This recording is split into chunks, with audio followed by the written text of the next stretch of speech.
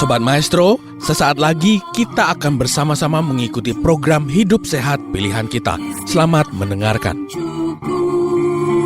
Membuat wajah berseri, diet yang seimbang, tubuh terlihat indah, udara yang bersih, jadikan hidup semangat, pengendalian diri, itu pemenang sejati.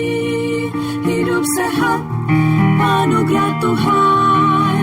Hidup sehat, sangat berharga. 10 hukum kesehatan. Hidup sehat. Selamat hari Sabat. No man is an island.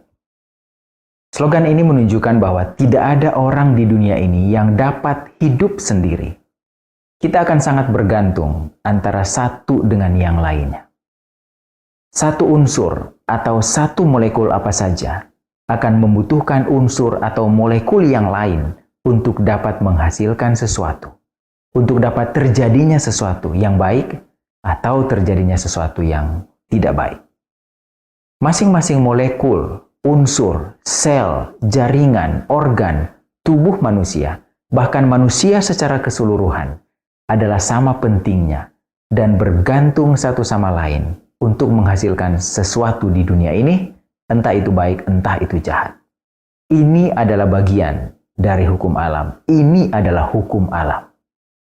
Tidak heran 1 Korintus 12 menyatakan bahwa masing-masing anggota tubuh walaupun berbeda, tetapi memiliki peran yang sama penting. Jadi, untuk menghasilkan sesuatu atau menyebabkan terjadinya sesuatu, mustahil hanya melibatkan satu molekul, atau satu unsur, atau satu sel saja, atau satu jaringan saja, atau satu organ saja, atau satu tubuh saja, atau satu manusia saja. Sesuatu terjadi karena peran lebih dari satu hal, dan ini adalah hukum alam.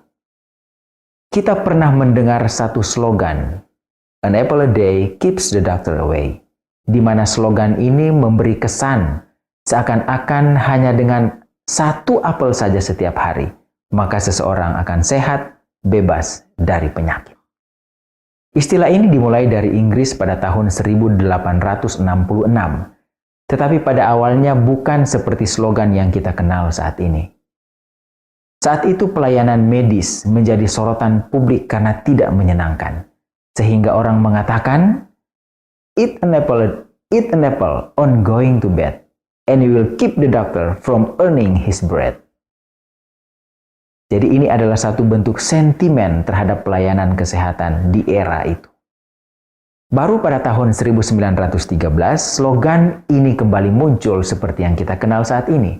An apple a day keeps the doctor away, yang lebih menekankan kepada kesehatan. Peneliti Matthew Davis dan kawan-kawannya kemudian tertarik untuk meneliti apakah benar dengan makan apel sekali sehari, maka seseorang tidak akan sakit?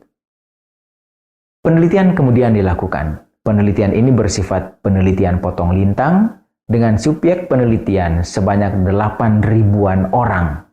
Orang dewasa berusia 18 tahun ke atas.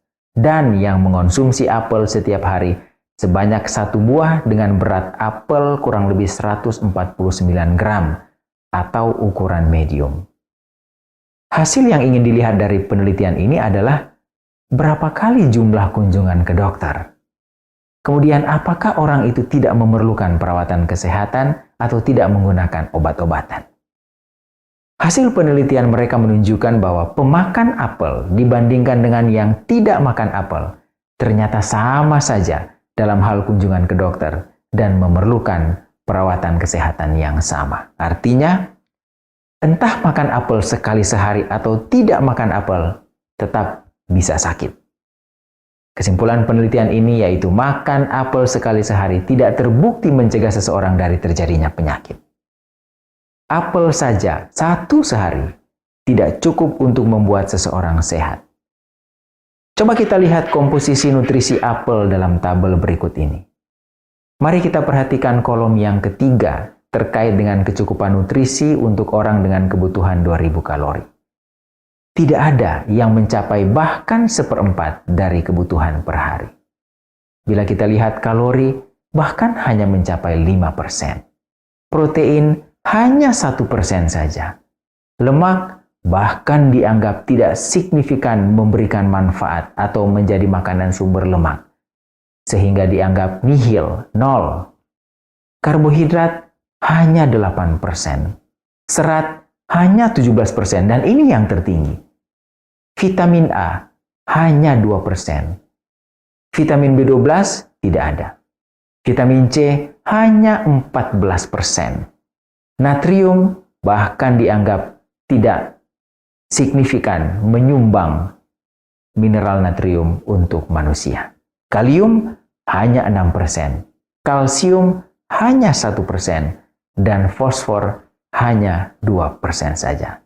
Sekali lagi, bahkan tidak ada yang mencapai 1/4 saja dari kebutuhan seseorang per hari apabila hanya makan apel sekali sehari.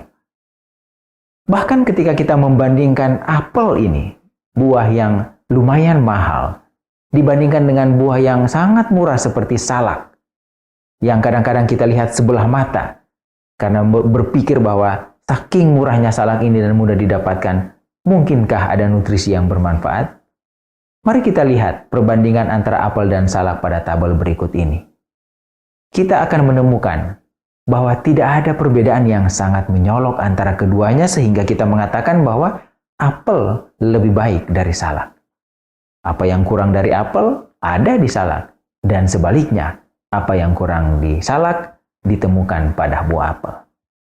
Tabel ini menunjukkan bahwa kandungan kalori dengan berat yang kurang lebih sama antara kedua bahan makanan ini justru lebih banyak pada salak. Kandungan protein lebih tinggi pada apel. Kandungan lemak lebih tinggi pada salak. Kandungan karbohidrat lebih tinggi pada salak. Kandungan serat bahkan lebih unggul salak.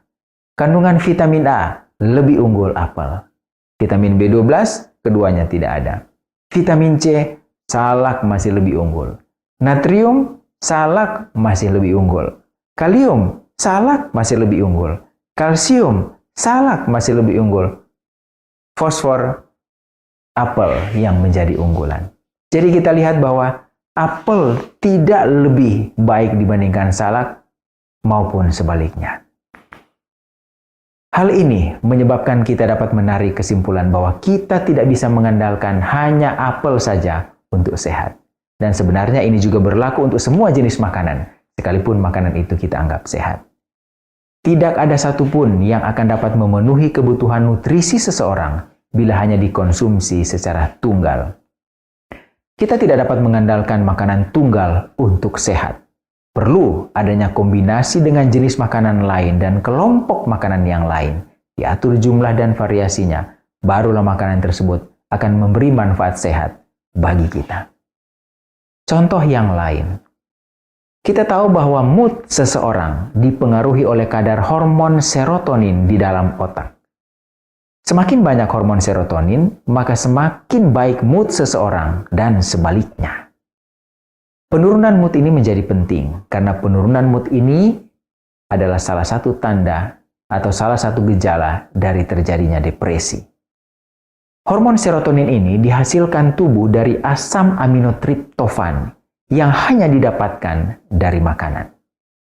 Penelitian menunjukkan bahwa dibanding dengan makanan hewani, maka makanan tumbuhan itu lebih unggul untuk memproduksi serotonin. Karena mengandung lebih banyak triptofan. Artinya, orang yang mengonsumsi makanan tumbuhan, kandungan serotoninnya lebih banyak dan dia moodnya lebih baik dibandingkan dengan orang yang mengonsumsi protein hewani. Sobat Maestro, Anda baru saja mendengarkan program Hidup Sehat Pilihan Kita. Terima kasih atas kebersamaan Anda. Istirahat yang cukup membuat wajah berseri, diet yang seimbang, tubuh terlihat indah, udara yang